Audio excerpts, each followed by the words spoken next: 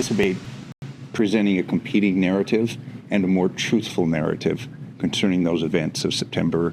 Our client was not involved in the shooting. He's wrong in my life, but I've done nothing criminally. Not involved in the shooting death of rap icon Tupac Shakur. It's a huge murder case that happened right here in Las Vegas, and tonight it's taking yet another turn. Thanks for joining us at 6. I'm Denise Valdez. And I'm Brian Loftus. The man accused of orchestrating Tupac's murder has new attorneys, and they are speaking first with 8 News Now investigator David Charnes about how they plan to prove Keefe D is innocent.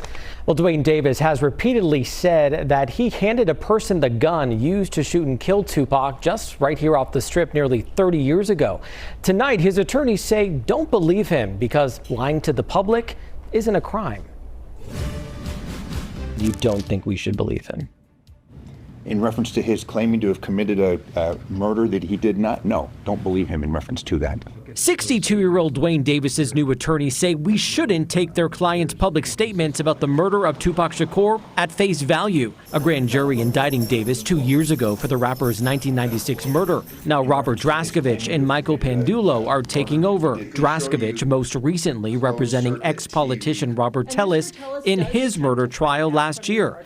Davis's case set for trial next winter. Usually cold cases that are brought many, many years later are brought on the basis of strong forensic evidence. DNA. So we don't have that here. What we know prosecutors have, Davis's own words, whether true or not. In a book published with a co-writer in 2019, Davis says he was in a group that followed Shakur that night, eventually leading to him handing a gun to the shooter. That, and other statements and interviews, leading prosecutors to bring the case to a grand jury. Did he write that book himself? Are those statements accurate? It's not a crime to claim that you did something that you didn't in fact do. Davis's history with police, both in Nevada and California, dates back decades and focuses more on drug dealings than Shakur's death. His attorneys say anything he said about the murder should include the lens of his receiving immunity and making money. But we anticipate providing a much more in-depth and true explanation of why those statements were made. Possible witnesses who would provide testimony at trial: Suge Knight, who himself was injured in that shooting, and Sean Diddy Combs, who ran a rival record label.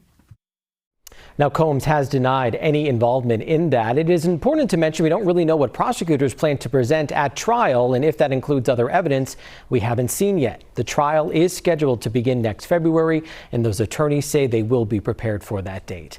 I'm David Charnes, 8 News Now.